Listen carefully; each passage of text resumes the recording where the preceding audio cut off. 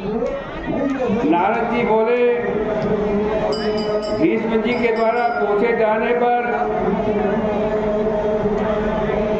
आज भगवान श्री कृष्ण भीष्म से बोले, पूर्व काल में उज्जैनी में 5 ब्राह्मण के पुत्र रहते थे। कवि, शुचि, दृढ़, दंत और हंस किन्नरों के समान स्वर से गान करने वाले। उन्होंने राजाओं की सभाओं में निरंतर देशांतर में सुख पाया। वेद विद्या में प्रवीण, रूपवान, युवा अवस्था को प्राप्त होकर के गंधर्व विद्या में प्रवीण 5 बड़े मनोहर थे। उन्होंने राजसभाओं में गान करते घूमते अनेक प्रकार के चरित्र देखे। बहुत द्रव्य, वस्त्र, आभूषण कमाए। आडंबर युक्त खर्च करते थे, तत्वों को वो नहीं जानते थे। एक समय मथुरापुरी में सुवीर नाम के राजा के पास गए। संगीत कला में कुशल सुनकर राजा की सभा देखने की इच्छा की। संसार का अभाग्य है कि यमुना का जल नहीं पान करते। कंस को मारने वाले भगवान श्री कृष्ण ने जहाँ क्रीड़ा की है, जैसे पारस मणि के स्पर्श से लोहा सोना बन जाता है, उसी तरह कृष्ण यमुना के जल के स्पर्श से पाप पुण्य में बदल जाता है। 5 ब्राह्मण यमुना में उन्होंने स्नान किया, उपवास किया, 4 दिन वहाँ रहे। एक मनुष्य से राजा का चरित्र पूछा। वह मनुष्य विचार करके बोला, राजा की एक कादम्बरी नाम की भोग स्त्री है, संगीत विद्या में कुशल है, राग तथा कंठ में किन्नरों के समान थी। उसकी स्त्री राजा के आगे नाचती थी, तब वहाँ कोई नहीं जान जाता था। यह सुन विचार करके राजा को देखने के वास्ते जिस जगह बाजा तथा नृत्य ताल का शब्द हो रहा था, वहाँ वे गए।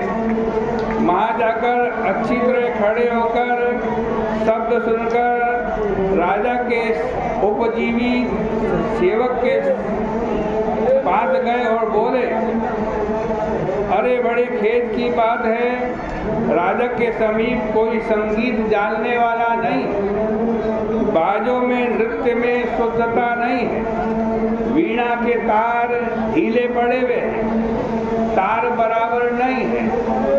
यह सुनकर राजा से उसने बताया। राजा ने सुनकर आज्ञा दी, जाओ उन गुण दोष जानने वाले ब्राह्मणों को लेकर के आओ। इस प्रकार राजा का वचन सुनकर उस पुरुष को ने उन्हें बुलाया। वे वहाँ गए जहाँ कादम्बरी नाम की रानी थी। राजा को आशीर्वाद देकर आसन पर बैठ गए। रानी ने उन्हें संगीत कुशल जान करके विशेष नृत्य किया। उसका गीत आलाप मनोहर देखकर सभा एक मन हो गई। रानी ने जब चक्र से ताल दिया, तब उन ब्राह्मणों के द्वारा वो रानी रोक दी गई। उसने चक्र छोड़ा, यथा योग्य ताल दिया, ताल फिर खंडित नहीं हुआ। इस प्रकार कादम्बरी का गुण रूप देख करके 5 गुणी ब्राह्मण मोहित हो गए। कादम्बरी भी उनका गुण देखकर उनके वशीभूत हो गई। राजा के उठते ही वे ब्राह्मण बड़े कष्ट से बाहर गए। तो कादम्बरी भी लज्जित होकर विरह से व्याकुल हुई। राजा के भय से घर के अंदर उदासीन हुई। फिर अपनी सखी को भेजा। ब्राह्मणों को वह सखी कादम्बनी का संदेश कहती है, तुम पांचों ब्राह्मण एकांत में अपनी अपनी विद्या दिखाना। गांव के उत्तर कोण में यमुना के तट में गांव से दूर जन रहित लता युक्त अनंत नाम का तीर्थ है। माँ, 5 में से एक आना, हम भी आएंगे। वीणा तथा राग की कुशलता दिखाएंगे।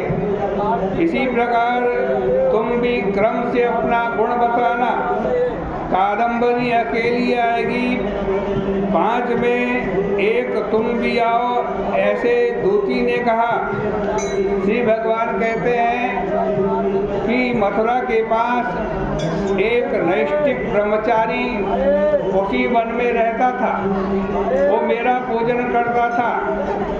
दुष्ट संग के डर से गांव में भिक्षा मांगने भी नहीं जाता था।